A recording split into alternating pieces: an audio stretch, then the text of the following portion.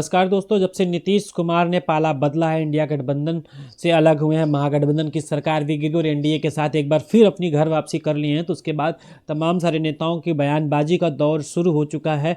जहां उन्हें भाजपा कभी कहती थी कि नीतीश बाबू और सुशासन बाबू, लल्लन सिंह, आपके लिए दरवाज़ा हमेशा के लिए बंद है, लेकिन कौन सा दरवाज़ा था, कौन सी दीवार थी जो टूट गई और नीतीश कुमार एनडीए में चले गए।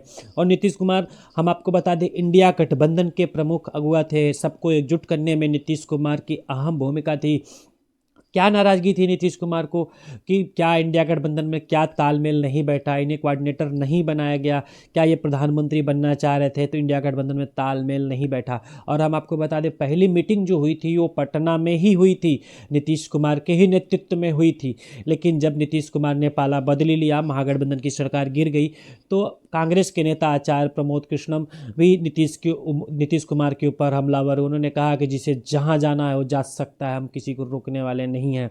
आचार्य प्रमोद कृष्णम ने कहा कि नीतीश कुमार ने इंडिया गठबंधन का अंतिम संस्कार कर दिया है और इंडिया गठबंधन आज वेल्टिनेटर पे है। अब आप बताइए, एक सामने 24 का चुनाव है, वहीं इंडिया गठबंधन को लेकर तमाम सारे नेता हमलावर तो है ही हैं। वहीं ओम प्रकाश राजभर ने कहा कि जो विपक्षी एकता एकजुट है, जो इंडिया गठबंधन है, वो खुद चाहता है कि प्रधानमंत्री नरेंद्र मोदी ही बने। और उधर कांग्रेस की तरफ से भी लगातार ऐसी बयानबाजी आ ही जाती, कोई ना कोई नेता ऐसी बयानबाजी दे ही देता है, जैसे आचार्य प्रमोद कृष्णम ने कह दिया। क्योंकि हम आपको बता दें, उत्तर प्रदेश में समाजवादी पार्टी और कांग्रेस की सीट शेयरिंग को लेकर 11 सीट कांग्रेस को अखिलेश यादव ने दे दी है, और वहीं 7 सीट आरएलडी को दे दी है। लेकिन तब भी बयानबाजी का दौर जारी है कि ये हुआ कि भाई अखिलेश यादव डरे हुए हैं, तभी उन्होंने सीट शेयरिंग का मामला फटाफट फाइनल कर रहे हैं। क्या इंडिया गठबंधन एनडीए के मुकाबला कर पाएगा? जिस तरह से जो हरकतें हो रही इंडिया गठबंधन में, कोई रुक ताल नहीं बैठ रहा। ममता बनर्जी का अपना अलग है, उन्होंने कह दिया है कि हम अकेले लड़ेंगे, हम साथ में नहीं लड़ेंगे, हम अकेले, कांग्रेस से हमारी कोई बात नहीं। पश्चिम बंगाल में ममता बनर्जी अकेले लड़ने की बात कर रही हैं।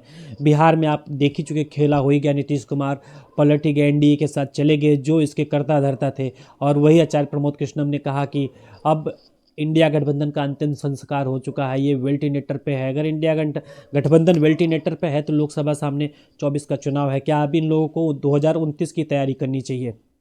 जिस तरह से बयानबाजी का दौर जारी है, क्या नीतीश कुमार के जाने से इंडिया गठबंधन इतना कमज़ोर हो गया?